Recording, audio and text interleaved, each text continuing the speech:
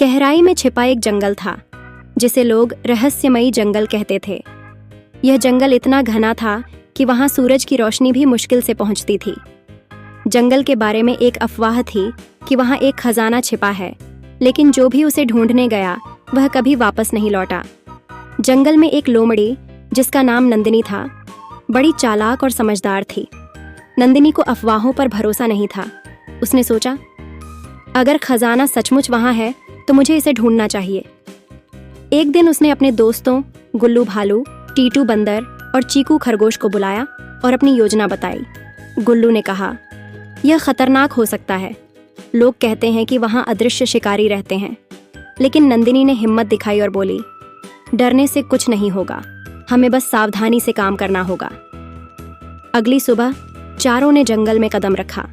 शुरुआत में सब कुछ सामान्य लग रहा था। पक्षियों की चहचहाहट और हवा की सरसराहट सुनाई दे रही थी। लेकिन जैसे जैसे वे अंदर गए, जंगल अजीब होने लगा। चारों को महसूस हुआ कि किसी की आंखें उन पर गड़ी हुई हैं। रास्ते में उन्होंने एक पुराने पेड़ के पास एक अजीब सा निशान देखा। वह निशान मानो किसी गुप्त दरवाजे की ओर इशारा कर रहा था। टीटू ने मजाक में कहा, यह तो खजाने का रास्ता लग रहा है।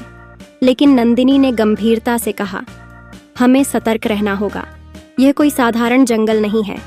जैसे ही वे आगे बढ़े, हवा ठंडी होने लगी। अचानक टीटू को लगा कि कोई उसके कंधे को छू रहा है। उसने मुड़कर देखा, लेकिन वहां कोई नहीं था। उसने घबराकर कहा, मुझे यह जगह अजीब लग रही है। चीकू ने देखा कि जमीन पर अजीब सी छायाएं चल रही थीं, जबकि ऊपर कोई पेड़ नहीं था। गुल्लू ने अपनी गहरी आवाज में कहा, यह जगह सच में डरावनी है, हमें यहाँ से लौट जाना चाहिए। लेकिन नंदिनी अडिग थी।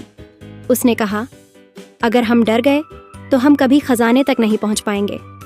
आखिरकार उन्हें एक गुफा मिली। गुफा के बाहर एक पत्थर पर लिखा था, जो भी इस गुफा में जाएगा उसे अपना सबसे बड़ा डर झेलना पड़ेगा। गुल्लू पीछे हटने लगा, लेकिन नंदिनी ने कहा, डर से भागना समाधान नहीं है, हमें अंदर जाना होगा। गुफा के अंदर घुसते ही चारों को अंधेरा घेर लिया। अचानक गुफा की दीवारों पर अजीब अजीब तस्वीरें उभरने लगीं। टीटू ने देखा कि एक तस्वीर में एक बड़ा अजगर उसे घूर रहा था। वह चिल्लाने लगा। नंदिनी ने टीटू को शांत किया और कहा, यह सब हमारे डर का खेल है, इसे सच मत मानो।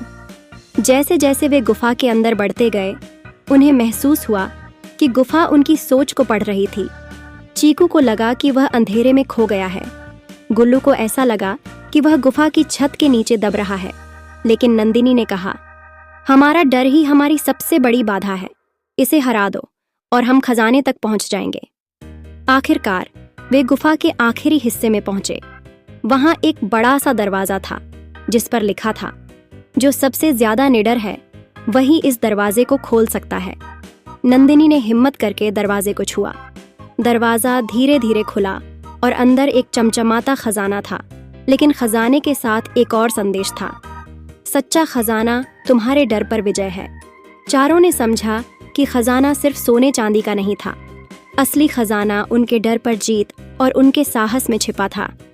वे जंगल से बाहर निकले, लेकिन अब वे पहले से ज्यादा बहादुर और समझदार हो चुके थे।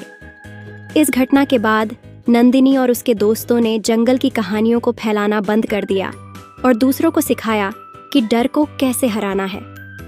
रहस्यमयी जंगल का खजाना अब भी वहां था, लेकिन किसी ने उसे पाने की कोशिश नहीं की, क्योंकि असली खजाना साहस था।